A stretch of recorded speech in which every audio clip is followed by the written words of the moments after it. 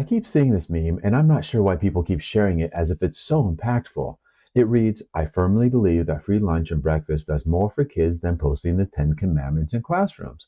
It's a great example of how these slogans put two things against each other that have nothing to do with each other, as if one precludes the other from happening. But in this case, it's even worse than that. I have a son in public elementary school, and guess what? He gets free breakfast. And lunch is also available if kids qualify. So I looked up this issue, and within 60 seconds, I found out that my whole state offers free breakfast to all its students. Several public school systems across the nation already do this. And when it comes to free lunch, almost 5 billion free or reduced price school lunches were served to over 30 million public school students during fiscal year 2022. In fact, our school age children are suffering more from weighing too much than they are from weighing too little. The obesity rates are just over 20% for that group. So, what should we be concerned with in our schools or society right now? That people aren't getting enough food or that they aren't following a basic group of social expectations and rules? Getting them food is not the problem. Are there some kids who could use some help? Absolutely. But there are programs that do that, and the Ten Commandments is not standing in our way. So if this meme has no basis in what's going on in our schools, then why is it so popular? I think it's simply because people like to thumb their noses at religious people, and they feel oddly proud to do so, as if it's a mark of virtue or something. I'm smart and virtuous, not because of what I know or do, but because of how I differentiate myself from some other group of people. So let me make sure that everyone knows it. I'm not them, so that makes me good. I think it's because there's this false ahistorical view of human progress that pits religion against science as if they're opposites. People seem to think we had religion, it was authoritarian and bullied people into submission from the top down. Then, suddenly, a few heroes came up with science. So, sharing this slogan is seen as another way to battle back the barbarians or something. But nothing could be further from the truth. Luckily for us, history and humanity are much more complicated and interesting than that. There's a long history of scientific exploration coming from the monasteries as a way to understand the world and get closer to God, which makes sense for people who believed that God created it. That's why the oldest schools, Oxford and Harvard, look like churches. These religious devotees wanted to understand God's creation and his mind. These things went hand in hand.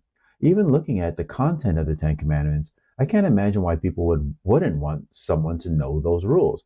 Don't kill people. Don't cheat on your spouse. Don't be ruled by jealousy. Don't lie about your neighbors. Respect your parents. And stay first and foremost focused on what is best and good. Anyone who has a problem with the Ten Commandments doesn't have a problem with what they say, but where they come from. They're focused on who said it and not what was said. It's more of an ad hominem attack than anything else. Okay, but what about the separation of church and state? Yes, a very important thing to keep in mind and follow. But the Ten Commandments isn't a church. The purpose of the separation of church and state is to keep the organized church out of direct political power. Remember, where our first settlers were coming from was a country that had a nationally recognized church, which had direct political power. People confuse church with religion. They are not the same thing. Not to mention that the very idea that there is such a thing as a difference between the secular and the religious is in itself a Christian idea, first articulated by a Christian monk named Augustine in North Africa. He literally invented the word secular.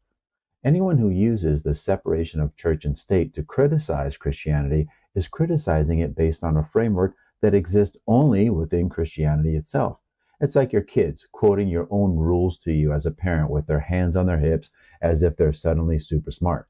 The Ten Commandments is simply a list of primary laws followed by ancient people who created ideas which, at least in part, formed Western civilization.